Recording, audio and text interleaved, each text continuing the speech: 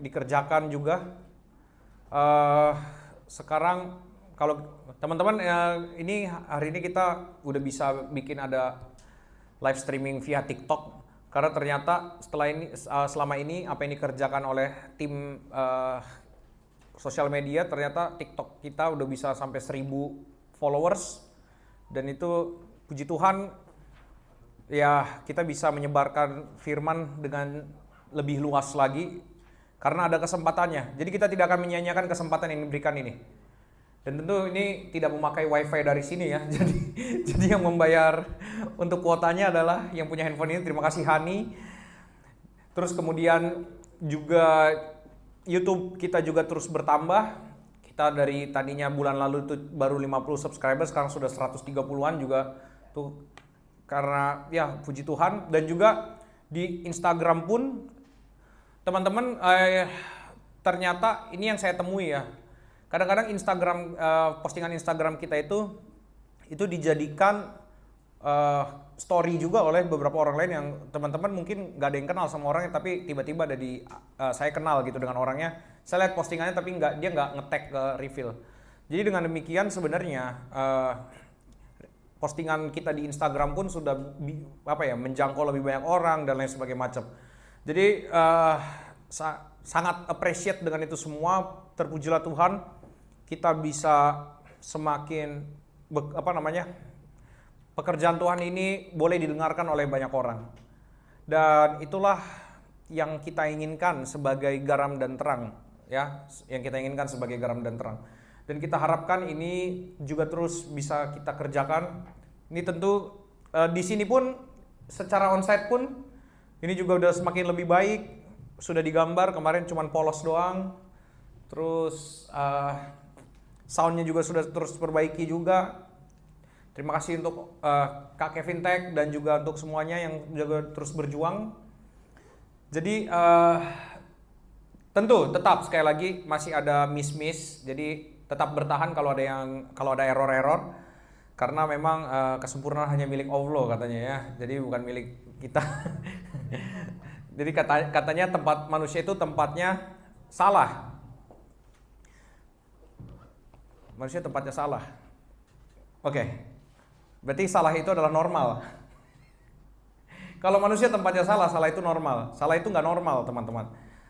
Yang harus kita tahu, manusia itu adalah diciptakan Tuhan untuk menjadi gambarannya Allah. Jadi apakah gambaran Allah itu diciptakan untuk menjadi tempatnya salah? Sekali lagi, kalau manusia adalah tempatnya salah, berarti apakah manusia diciptakan Tuhan untuk menjadi, kan manusia diciptakan Tuhan untuk menjadi gambaran Allah di tengah-tengah dunia ini. Apakah berarti gambaran Allah yang salah? Tentu jawabannya tidak. Makanya sebenarnya manusia itu apa? Nah, kalau ada yang bilang, kalau diantara kita, atau mungkin kita sering mendengar manusia itu tempatnya salah, please, dengar firman Tuhan. Firman Tuhan apakah ada ngomong manusia tempatnya salah? Manusia memang berdosa. Tapi manusia ciptaan Allah itu bukan tentang tempatnya, manusia tempatnya salah. Tapi karena dosa, kita selalu berbuat salah. Itu yang harus kita tahu. Tuhan tidak menciptakan kita untuk menjadi tempatnya salah. Tuhan menciptakan kita untuk menunjukkan, untuk menjadi gambaran siapa Allah di tengah-tengah ciptaan ini.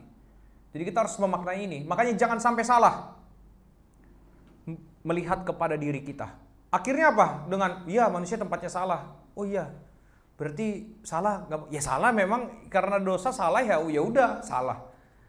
Tapi bukan berarti kita mengglorify kesalahan itu atau mengglorifikasi hal-hal yang kita miss gitu. Karena Allah, ingat, Allah tidak pernah sekalipun akan melewatkan atau meloloskan kesalahan sebenarnya. Allah adalah Allah yang sempurna. Bagaimana mungkin yang sempurna itu meloloskan kesalahan? Jika demikian, ia tidak lagi sempurna. Jadi dengan demikian, ia bisa. Kalau gitu, dia melihat kecacatan, aman-aman aja. Itu bukan Allah. Kita harus maknai ini. Baik, kita sedang bicara mengenai identitas. Identitas orang percaya. Kemarin kita udah belajar tentang garam. Dengan semua polemik-polemik tentang kamu adalah garam, kita udah bahas. Di dalam teks, coba kita buka lagi, Matius 5 ayat yang ke-13. Teksnya berbunyi demikian. Matius 5 ayat yang ke-13. Perhatikan di dalam teks ini ditulis, kamu adalah garam, bukan jadilah garam atau be salt, tapi you are the salt. Kamu adalah, bukan jadilah garam. Ingat, sebelum garam nggak tahu kita bentuknya apa. Juga di sini, sekali lagi, di dalam teks ini kalimat berikutnya, jika garam itu menjadi tawar dengan apa yang diasinkan, tidak ada lagi gunanya selain dibuang dan diinjak orang. Kemarin kita juga sudah melihat secara ilmiah, garam itu tidak mungkin kehilangan keasinannya. Jadi ini adalah sebuah retorika bahwa sebenarnya kalau ada garam yang kehilangan keasinannya, dari awal memang dia bukan garam. Dan di sini yang kita bisa lihat adalah kalau kita adalah garam, ingat minggu lalu juga kita bahas, apakah garam mesti disugesti dulu? Kamu asin loh. Halo garam, kamu asin loh. Apakah harus digituin dulu supaya dia jadi asin? Tidak. Garam pada dasarnya memang. Tapi kenapa orang Kristen harus, kamu Kristen loh. Padahal di sini tulis kamu adalah garam. Jadi harusnya orang Kristen harus sudah tahu hidup Kristen itu seperti apa. Tapi kalau dibilang kamu adalah garam, mungkinkah garam harus dikasih tahu lagi dia garam? Kamu asin loh. Enggak harus. Enggak usah kita kasih tahu garam itu asin, garam itu udah tahu dia asin. Harusnya kita sebagai orang Kristen gak perlu dikasih tahu sebenarnya kita ini berkristen itu seperti apa. Tapi karena dosa, kita harus dikasih tahu bagaimana caranya hidup menjadi seperti garam di tengah-tengah dunia ini. Nah, lanjut daripada garam, kita akan baca hari ini ayat 14 sampai kepada ayat yang ke-16. Matius 5, dan puji Tuhan saya senang sekali karena dengan demikian bagian pertama dari Matius 5 ini, ya, bagian pertama dari Matius 5 ini di ucapan bahagia dan khotbah dari khotbah di bukit ini, dan bagian kedua garam dunia dan terang dunia, hari ini kita sudah bisa selesaikan gitu. Dengan demikian kita sudah bisa selesaikan dua-duanya. Yang ucapan bahagia kita sudah bahas tahun lalu. Dan hari ini kita akan bahas tentang terang dunia. Wah, lahir dari mana dia? Saya akan bacakan untuk kita semua ya, ayat 14 sampai 16. Kamu adalah terang dunia. Kota yang terletak di atas gunung tidak mungkin tersembunyi. Lagi pula orang tidak menyalakan pelita lalu meletakkannya di bawah gantang, melainkan di atas kaki dian, sehingga menerangi semua orang di dalam rumah itu. Demikianlah hendaknya terangmu bercahaya di depan orang, supaya mereka melihat perbuatanmu yang baik dan memuliakan Bapamu yang di surga. Perhatikan di sini. Lagi-lagi Yesus nggak bilang jadilah terang. Tapi Yesus langsung bilang apa? Kamu adalah, you are. Ini sekali lagi, identitas itu bukan dibawa dari dalam diri manusia sendiri. Tapi manusia harus dikasih tahu tentang dirinya itu siapa. Nama kita dikasih tahu sama orang tua kita. Kamu namanya Samuel. Seperti itu juga Yesus memberi identitas kepada murid-muridnya. Kamu adalah terang. Pertanyaannya, mereka ini terang yang sejati atau bukan? Itu pertanyaannya dulu. Pertanyaan kedua. Pertanyaan pertama, apa guna terang di dalam hidup? Ini yang harus menjadi pertanyaan kita. Apa guna terang di dalam hidup? Kalau kita lihat dari kitab Kejadian, coba kita lihat Kejadian 1 ayat 3. Kejadian 1 ayat 3, di sini penciptaan dimulai dengan Allah berfirman. Teman-teman perhatikan, kamu adalah terang yang ngomong siapa? Kamu adalah terang di Mazmur Matius 5 tadi siapa yang ngomong? Yesus. Yesus ngomong apa? Itu firman bukan? Yesus berfirman kepada murid-muridnya. Dan kemudian di Kejadian 1 ayat 3 ini firman juga bukan? Perhatikan, cara Allah untuk menghidupkan manusia adalah selalu lewat firman-Nya. Selalu lewat firman-Nya. Ayat Kejadian 1 ayat 3. Berfirmanlah Allah, jadilah terang. Lalu terang itu jadi. Kehidupan di dalam dunia itu dimulai ketika terang itu ada. Coba Kevin boleh minta tolong, ini lampu ini matiin semua, ini kan lampu putih udah mati semua ya. Bisa nggak kalau semua lampu ini kita matikan? Kita lihat apa yang akan terjadi. Nah, ya. Lihat, begitu redup aja, napas udah mulai agak tersengal-sengal. Ya, coba semakin dimatikan, nah, semakin dimatikan lagi, Ah, ini masih ada terang-terang dari sini. Coba nih kalau misalkan ini semua dimatikan, ini baru begini aja kita langsung kayak nafas kita udah kayak hilang setengah. Nah, nyalakan aja. Enaknya ngantuk. Nah, itulah ya, makanya gelap itu bikin ngantuk memang. Astaga Tuhan Yesus. Nah, makanya apa yang memulai hidup? Yang memulai hidup adalah terang. Jadi kita harus lihat itu. Makanya itu dikaitkan Yohanes, di dalam Yohanes 1, mari kita buka Yohanes 1, mengaitkan kisah yang ada di Kejadian 1 itu dengan pembukaan dari kitab Yohanes. Coba kita buka Yohanes 1. Ini sudah pernah dibahas sama Pak Warisman. Yohanes 1 ayat 4 dan 5. Dalam dia ada hidup dan hidup itu adalah terang manusia. Dalam dia ini Yesus. Dalam Yesus ada hidup dan hidup itu adalah terang manusia. Ayat 5. Terang itu bercahaya di dalam kegelapan dan apa? Kegelapan. Kalau menurut orang filsafat, yang nggak ada itu sebenarnya terang. Kegelapan. Kegelapan tuh nggak pernah ada menurut orang filsafat. Kenapa? Kegelapan itu artinya ketiadaan terang. Sama kayak dingin. Dingin itu artinya ketiadaan panas. Jadi yang eksis itu adalah terang, bukan kegelapan. Jadi kalau terang itu tiada, barulah ada kegelapan. Seperti dingin, kalau panas itu tiada, barulah ada dingin. Begitulah menurut filsafat, gitu ya. Tapi kalau kita orang manusia-manusia biasa, ada terang, ada gelap. Gelap itu eksis menurut kita. Tapi sebenarnya gelap itu tidak. Nanti saya akan menjelaskan sedikit juga tentang eksis dan being nanti. Jadi di dalam ayat 4 dan 5, di dalam dia ada hidup dan terang itu, hidup itu adalah terang manusia. Jadi karena ada terang, maka ada hidup. Sekali lagi, karena ada terang, maka ada hidup. Kemudian kocaknya ayat 6. Baca ayat 6. Datanglah seorang yang diutus Allah, namanya Yohanes. Ia datang sebagai saksi untuk memberi kesaksian tentang terang itu, supaya oleh dia semua orang menjadi percaya. Menariknya ini, ia bukan terang itu. Jadi Yohanes ini bukan, tapi di dalam Matius dibilang apa? Kamu adalah terang. Kalau gitu Yohanes, ini Yohanes yang diomongin bukan Yohanes yang nulis kitab Injil ya, tapi Yohanes Pembaptis. Kalau gitu apakah karena Yohanes bukan murid Yesus, jadi dia adalah bukan terang itu? Di ayat 8 dibilang, iya Yohanes Pembaptis itu bukanlah terang itu. Nah,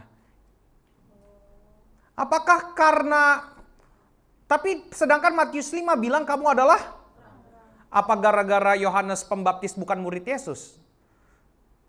Makanya dibilang kayak gitu oleh Yohanes. Yohanes menulis tentang Yohanes, memang agak membingungkan ya. Jadi bagaimana dong kita melihat teks ini?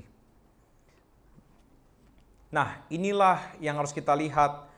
Kita sekarang coba buka kitab kita di dalam kitab Efesus 5 ayat 8. Mari. Supaya bisa lebih mempertegas tentang kalimat ini, mari buka Efesus 5 ayat yang ke-8. Efesus 5 ayat yang ke-8. Sudah dapat? Kalimatnya ngomong seperti ini. Memang dahulu dahulu manusia adalah, tapi sekarang kamu adalah, jadi sebelumnya adalah, sekarang adalah. Jadi apakah terang manusia itu terang yang real, sejati atau bukan? Jadi terang manusia adalah terang yang lahir dari terang. Atau dalam artian terang yang memantulkan terang dari terang yang sejati. Sekali lagi, manusia memantulkan terang dari terang yang sejati.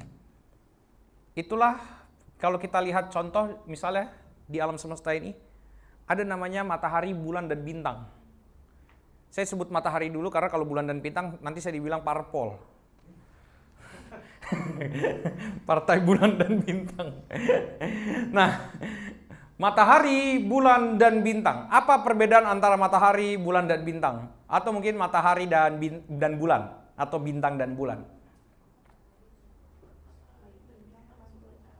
Betul, matahari dan bintang sumber cahayanya adalah diri mereka sendiri. Bulan, sumber cahayanya memantulkan cahaya matahari. Sekali lagi, matahari sumber cahayanya dari diri sendiri. Itulah makanya sebenarnya matahari itu kata orang-orang digolongkan ke dalam bintang juga sebenarnya.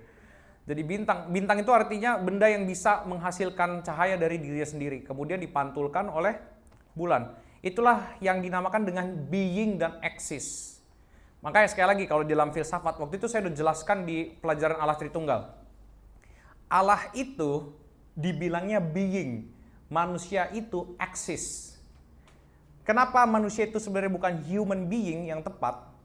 Karena manusia itu keluar dari sesuatu, manusia itu tidak kekal.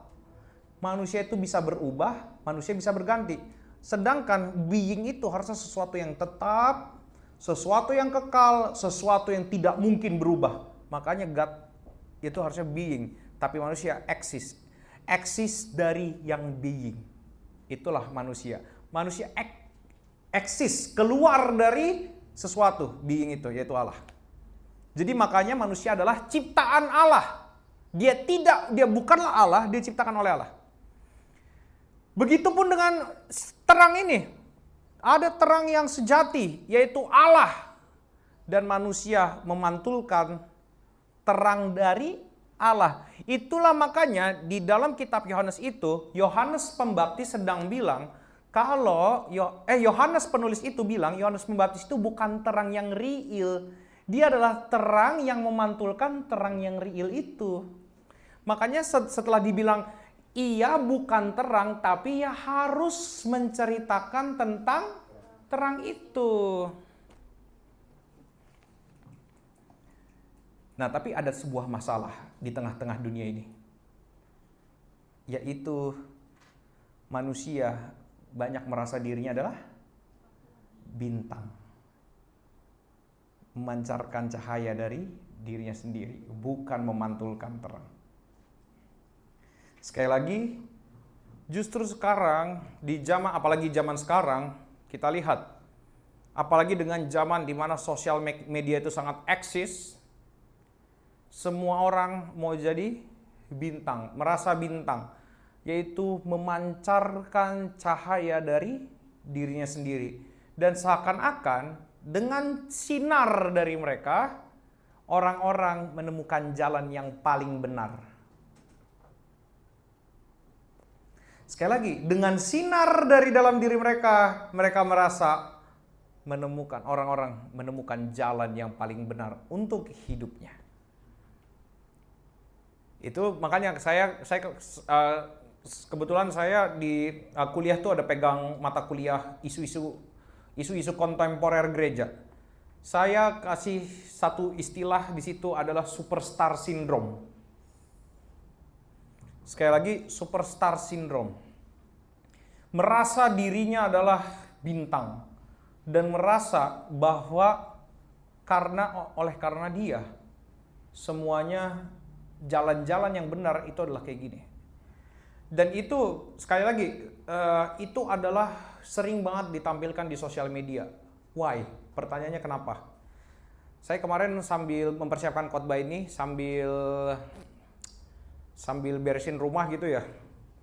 Lagi nyapu, ngepel. Ini ngapain tadi? Nge-DJ. Sambil nge-DJ, sambil nyapu, ngepel.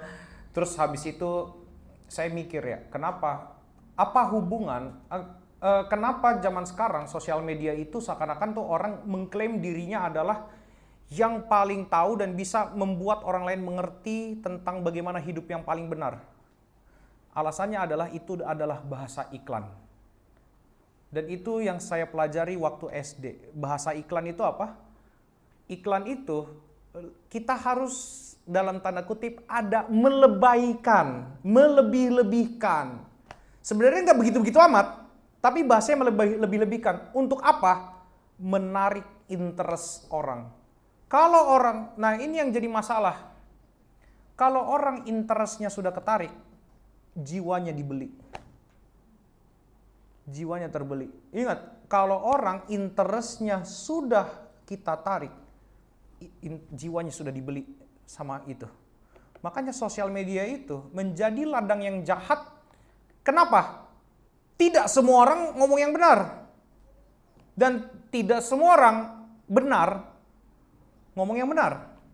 Atau bahkan tidak semua orang ngomong sesuatu yang benar, orang yang benar. Kalau ada orang bilang kayak gini, kita harus bisa memisahkan antara manusia dengan karyanya. Buat saya nggak bisa. Saya nggak bisa.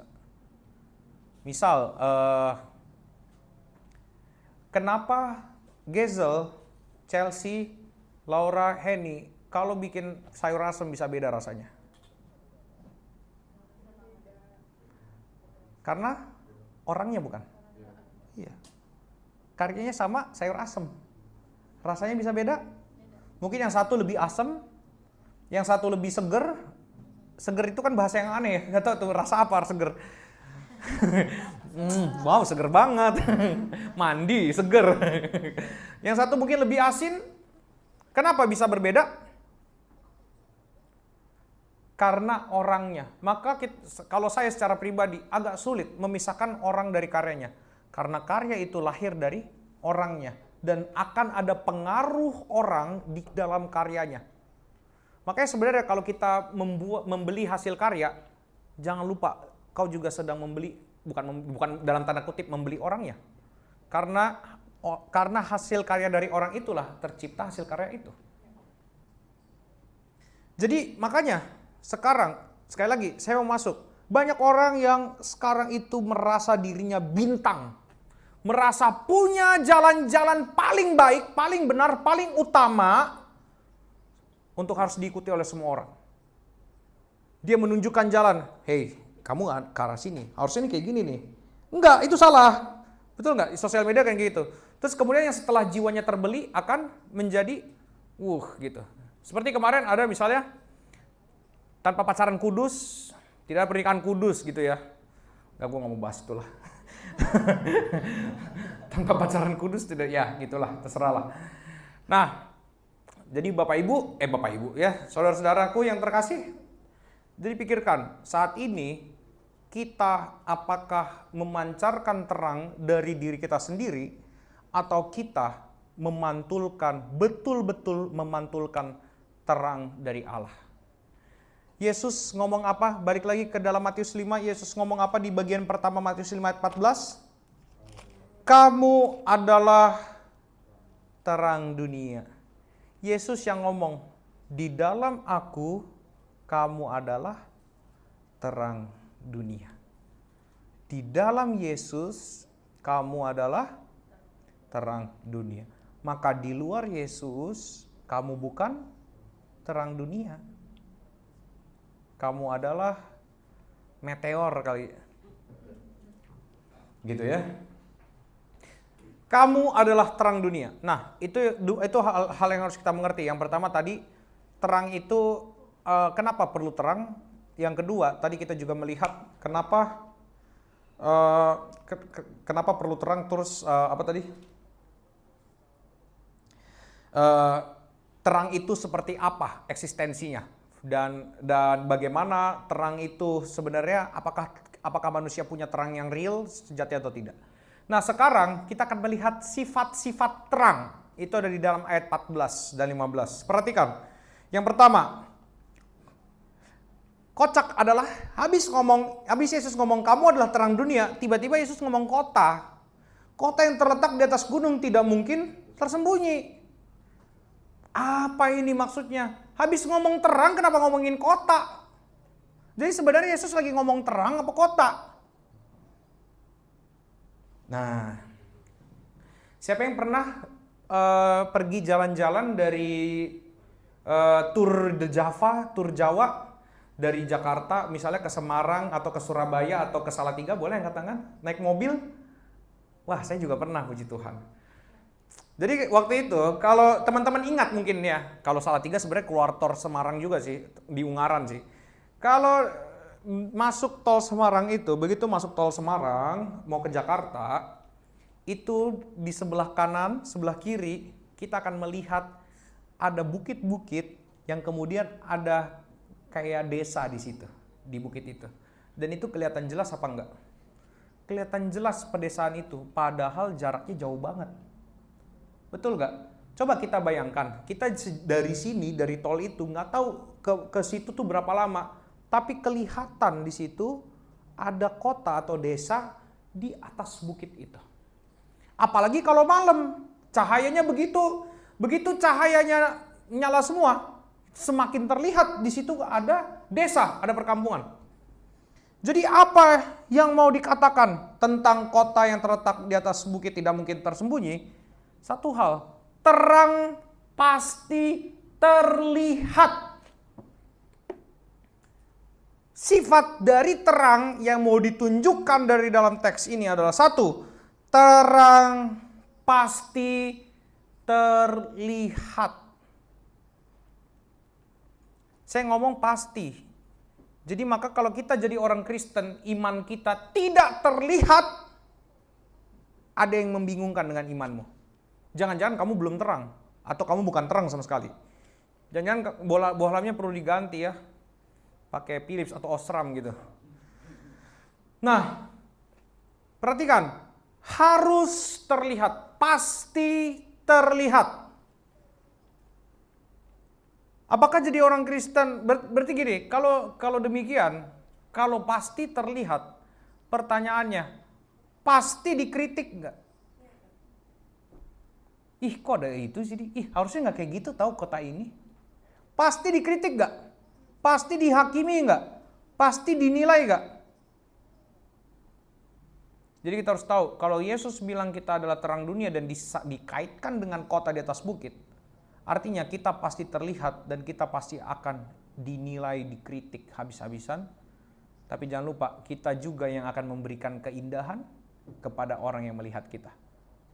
Jadi makanya, Kristen itu selalu akan jadi dampak. Di dalam bentuk garam, ingat ya, garam sedikit bisa merubah rasa sop sedandang. Ingat ya, garam sedikit merubah rasa sop sedandang.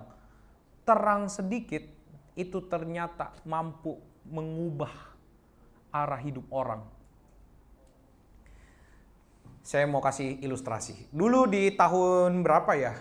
2000 Waktu itu 2000 berapa ya? Ada pertandingan bola antara Malaysia lawan Indonesia. Terus yang pemain timnas Malaysia yang di center-centerin tuh pakai laser ke mata orang. Ingat? Gara-gara laser itu apa yang terjadi? Mereka susah ngontrol bola, betul? Apakah cahayanya sebesar ini? Sedikit. Terang yang sedikit mampu menghalangi penglihatan orang. Jadi kalau kita mau tahu seberapa besar dampak terang itu, lihat kepada hal itu. Makanya sebenarnya ketika Yesus bilang kamu adalah garam, kamu adalah terang, kita ini bukan berdampak dengan cara yang sederhana sebenarnya. Ternyata dampak ini sangat tidak main-main, bombastis. Bahkan orang yang disenterin pakai laser itu bisa sampai tidak bisa menggiring bola dengan baik lagi. Yang paling jago mungkin, misalnya Cristiano Ronaldo. Kurang jago apa? Dribble bola. Diginiin juga pakai laser. Peang juga bawa bolanya. Betul. Siapa pemain bola paling jago saat ini di Indonesia? Kade, Krisdayanti. Gak tahu lagi. Sorry ya, gue gak tahu pemain bola Indonesia. Yang saya tahu pemain bola itu Batistuta. udah tua banget. Francesco Totti. Ada yang tahu Francesco Totti? Atau Del Piero? Drogba. Drogba 2 lantai di bawah. Hah? Oh iya. Nah, jadi perhatikan ini. Karena sinar setitik rusak susu sebelahnya, enggak ya, bercanda. Jadi perhatikan bahwa terang itu ternyata bisa membuat pandangan orang jadi berubah juga. Jadi terang punya suatu sifat yang sangat luar biasa, dan Yesus memperlihatkan ini. Pasti kamu akan terlihat, dan akibatnya kalau kamu terlihat kamu akan dinilai orang.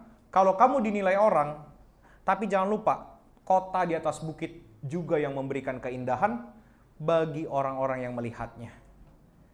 Jadi mari, seharusnya sebagai orang Kristen, kalau Tuhan bilang adalah kamu adalah terang manusia, terang dunia, berikanlah juga keindahan kepada dunia ini.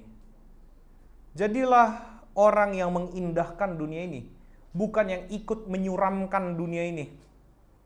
Dunia ini sudah terlalu suram. Mari. Jangan bikin dunia dengan segala keinginan atau segala gerutu kita, menggerutu terus, hidupnya serba menggerutu. Apa-apa. Tuhan. Enggak. Jadilah orang yang betul-betul memberikan keindahan bagi orang lain, bagi dunia ini. Dan di ayat 15 ngomong apa lagi? Lagi pula, orang tidak menyalakan pelita lalu meletakkannya di bawah gantang, melainkan di atas kaki Dian, sehingga menerangi semua orang di dalam rumah itu. Nah, yang kita lihat adalah gantang itu apa sih? Jadi gantang itu kayak sebuah tempat lilin gitu sebenarnya, kecil. Dan sebenarnya dia gunanya buat nutupin lilin itu. Jadi nggak mungkin orang taruh lilin di atas gantang yang kecil, ditaruh di bawah. Kenapa? Kenapa lilin tidak ditaruh di bawah? Ini yang saya pikir-pikir ya. Kok kita kalau misalkan kita mau jalan atau kita lagi jalan kegelapan dan perlu senter, kenapa kadang-kadang senter itu kita nggak pegang dengan begini aja? Kita arahkan begini. Kenapa? Supaya bertemu dengan eye level kita. Supaya bertemu dengan eye level kita. Terang itu masuk ke mata. Makanya terang itulah yang membuka mata kita. Makanya lilin kenapa nggak ditaruh di bawah? Kita akan susah melihat segala sesuatu. Tapi kaki Dian itu setinggi ini kira-kira. Kalau di bangsa saya setinggi ini kaki Dian. Ditaruhlah lilin di atas kaki Dian supaya apa? Setara dengan eye level, dan dengan dia lebih tinggi, sebaran cahayanya akan lebih luas. Sebaran cahayanya akan lebih luas. Sehingga apa? Kita bisa melihat dengan lebih luas. Makanya terang pun sebenarnya dikaitkan dengan bagaimana ditaruh di tempat yang benar. Sekali lagi, terang harus ditaruh di tempat yang benar. Makanya kita sebagai orang Kristen, kita harus mengerti bagaimana memposisikan diri untuk bisa menerangi sesama kita. Sekali lagi, sebagai orang Kristen kita harus ngerti memposisikan diri bagaimana menerangi sesama kita. Kita jangan menjadi orang yang terlihat di bawah, tapi biarlah kita bisa dilihat mata sehingga orang-orang mengerti tentang hidup. Itu yang kita bisa maknai tentang terang. Terus kemudian kalau kita pikir-pikir lagi, terang itu bagaimana? Apa sih sifat terang? Salah satu sifat terang adalah agresif. Nah, kalau tadi kita berusaha matikan lampu, tapi terlalu banyak titik cahaya ya, jadi susah juga ya. Jadi harus ke sono. Tapi perhatikan, misalnya ada tempat yang sangat gelap, tapi begitu saklar lampu dinyalakan, terang itu langsung hilang semuanya. Gelap itu langsung hilang semuanya. Yang ada hanyalah terang. Kenapa? Karena gelap itu dikalahkan dengan agresivitas dari terang. Terang itu sangat agresif untuk mengalahkan kegelapan. Oke, sebagai kamu adalah terang, kita seharusnya agresif juga untuk mengalahkan dosa, mengalahkan kelemahan. Sekali lagi, kegelapan akan kalah karena terang begitu agresif mengalahkan dosa. Dan kita bisa melihat ini dari siapa? Yesus. Yesus terang dunia. Kita lihat sedikit. Waktu itu udah pernah kita bahas. Lukas, coba kita buka Lukas 2. Lukas 2. Waktu Yesus mau datang ke dalam dunia ini, di dalam kasus gembala-gembala. Di sini ada, di dalam Lukas 2, di situ ada teks yang bunyinya ayat 9. Lukas 2 ayat 9. Di sini teksnya ngomong gini, tiba-tiba berdirilah seorang malaikat Tuhan di dekat mereka, dan kemuliaan Tuhan bersinar meliputi mereka, dan mereka sangat ketakutan. Kemuliaan Tuhan apa? Bersinar. Kita sering mengindikasikan bersinar itu kayak lampu ini ke sini. Jadi kayak cuman gitu loh. Jadi jadi sinar malaikat itu kayak dari atas ke bawah. Bukan. Di sini teksnya dibilang meliputi mereka. Jadi ini kondisinya adalah tengah malam. Yang terjadi adalah waktu Yesus datang ke dalam dunia, malaikat-malaikat datang kepada gembala-gembala, menerangi seluruh wilayah itu, sampai gembala-gembala itu melihat sekeliling, gak ada lagi gelap. Seberapa agresif terang Kristus datang ke dalam dunia itu, segitu agresifnya. Membuat kegelapan sedikit pun tidak mungkin terlihat. Itulah makanya Yesus ketika datang, dia mengusir kegelapan itu. Mengusir dosa. Sifat terang agresif, sifat terang pasti terlihat. Sifat terang apa lagi? Menonjol. Dia pasti menonjol. Dia pasti menonjol. Contoh, di pagi hari yang cerah, ketika kita sebelumnya tidur nyenyak, gitu ya, kita terus tinggal sebelah kita ada apa sih, horden dan jendela, yang jendelanya itu langsung ke matahari luar. Kita pasti akan mematikan lampu ketika tidur ya, dan AC sangat dingin. Lalu begitu jam 7 mungkin kita mau kerja, kita nyalakan, kita matikan AC-nya, lalu kita langsung buka jendela. Begitu kita buka jendela, apa yang kita lakukan? Mata langsung begini. Ya, kalau yang tidur lagi, ya terpujilah Tuhan ya. Anda punya kemampuan yang luar biasa, di atas rata-rata berarti. Nah, tapi ketika terang itu masuk, apa yang akan kita lakukan? Kita langsung, gitu. Terang itu begitu menonjol. Sehingga tidak mungkin kita tidak bereaksi atas kehadirannya. Sekali lagi, terang itu begitu menonjol sampai tidak mungkin kita tidak bereaksi kalau dia sudah hadir. Dengan adanya terang, kita bisa bergerak. Tanpa terang, tidak mungkin bisa bergerak. Kita lihat ayat 16 dari Matius 5. Teksnya berbunyi demikian. Ini adalah kesimpulan dari ayat 14 dan 15. Teksnya bunyi ini. Demikian hendaknya terangmu bercahaya di depan orang, supaya mereka melihat perbuatanmu yang baik dan memuliakan Bapamu yang di sorga. Sekali lagi, demikianlah hendaknya terangmu bercahaya di depan orang, supaya mereka melihat perbuatanmu yang baik dan memuliakan Bapamu yang di sorga. Saya ada satu tafsiran yang luar biasa tentang bagian ini, dan ini kalau nggak salah disampaikan oleh almarhum Bapak Bikman Sirait, kalau saya tidak salah. Jadi dia pernah statement kayak gini. Saya lupa antara dia atau Sinclair Ferguson gitu, saya lupa. Jadi saya pernah mendengar hal ini. Kalau misalkan, apa sih yang terjadi ketika terang itu datang kepada dunia, atau terang itu terlihat kepada orang lain, diterima oleh orang lain? Apa sih yang sebenarnya akan terjadi kepada dirinya? Misal, kita selama ini kan hidup di dalam dosa. Betul? Dan kalau manusia hidup di dalam dosa, waktu manusia masih hidup di dalam dosa, dia hidup di dalam kegelapan. Oke, dia hidup dalam kegelapan. Kemudian terang datang.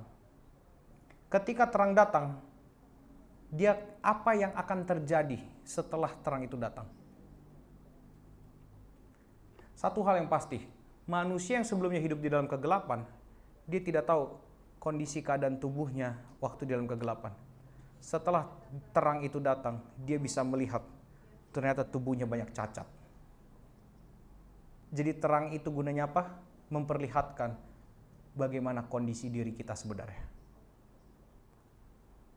Jadi makanya demikianlah hendaknya terangmu bercahaya di depan orang. Maksudnya apa? Supaya orang lain bisa tahu kondisi mereka yang begitu rusak. Sehingga ketika mereka tahu kondisi mereka rusak, kita beritakan Injil kepada mereka. Kristus mati untukmu. Ada jalan, ada harapan. Maka mereka akan memuliakan Bapa di sorga. Ini yang tidak mungkin dilakukan di dalam kegelapan dan tidak mungkin dilakukan oleh orang-orang yang hidup di dalam kegelapan. Apa itu? Menyadarkan orang lain tentang keadaan diri mereka. Kenapa? Karena mereka sendiri tidak melihat keadaan diri mereka. Jadi sekali lagi, terang itu, waktu di dalam kegelapan, waktu manusia hidup di dalam kegelapan, kita tidak tahu kondisi keadaan kita kayak gimana. Yang kita tahu, kita cuman ngos-ngosan. Kita nggak tahu ada borok di mana, ada luka di mana. Kita tahu kita terluka, tapi kita nggak tahu terlukanya kayak gimana. Apakah seterluka apa? Maka terang datang dan menyingkapkan keadaan diri saya. Setelah terang datang dan tersingkap diri saya, disitulah saya baru bisa dipulihkan. Jadi satu kali saya jadi teringat nih cerita waktu itu di rumah orang tua saya. Jadi kami dulu ada, biasa kan kalau dapur itu ya sangat bersih lah ya, dapur gitulah. Ini jadi ada kompor di atas jadi ada gituan lah, kitchen sink ya namanya, nggak tahu lah apa ya namanya. Nah ini wastafel. Nah sebelahnya tuh kan ada kayak marmer buat, nggak marmer juga sih. Pokoknya dari yang 5.001 lah, keramik 5.000 sebiji lah. Nah itu ada kompor di atasnya. Nah waktu itu mama saya taruh, waktu itu masih zamannya kompor minyak. Sebelum masuk konversi gas LPG. Nah zaman kompor minyak, itu tahun 2008-2009. Itu kompor itu ditaruh di bawah kompor gas. Jadi ada kompor minyak, kompor gas. Nah area yang kompor minyak ini selalu lembab, selalu banyak kecoa. Jadi jadi mama saya tutup itu pakai kayu-kayu gitu. Jadi ketika dibuka, itu kayak saya adalah George the King of the Jungle gitu. Tarzan. Masalahnya mama saya taruh bawang putih sama bawang merah di atas komporin. Seru banget hidup gue emang, asli dah. Udah kan. Nah, terus itu kotor gitu. Kalau saya lihat itu saat itu kotor sekali dan saya malas sekali.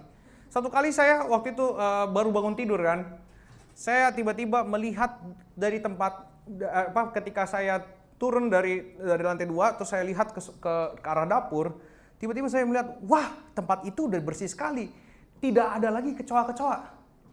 Kenapa bisa? Karena sudah dibersihkan, karena dibuka pintunya, maka bisa dibersihkanlah semua isinya itu, sehingga kecoa hilang. Nah, itulah yang terjadi seharusnya kalau orang di dalam terang. Waktu manusia dalam kegelapan, kekacauan hidup, borok, bonyok, apalagi namanya itu ada di dalam diri manusia. Maka kita sebagai orang percaya, kita dibilang kamu adalah terang. Tapi ingat, kamu terang pantulan, bukan terang yang real. Jadi karena kamu adalah terang, biarlah kamu dengan kehadiran kita, orang bisa merefleksi kebobrokan dirinya.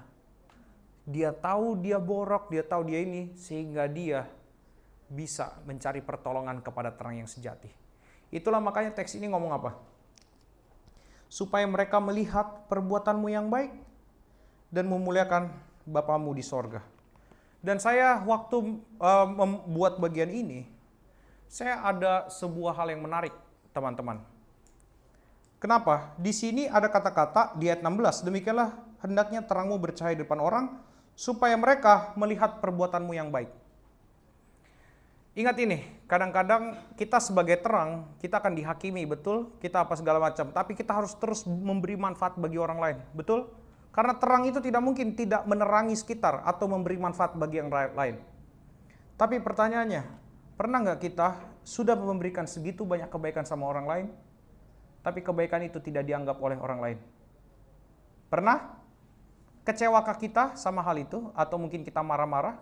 Atau mungkin kita akan berpikir gini, gua yang bikin dia sampai kayak gitu, harusnya dia bersyukur gini. Terus kemana-mana kita ungkit tentang kebaikan kita kepada orang itu. Pernah nggak mungkin ada kisah di dalam hidup kita yang seperti itu? Makanya waktu saya membaca bagian ini, saya berpikir, apakah bisa dikatakan perbuatan yang saya lakukan itu adalah perbuatan baik? Kalau saya masih menganggap, masih mengklaim perbuatan baik itu kepada orang lain.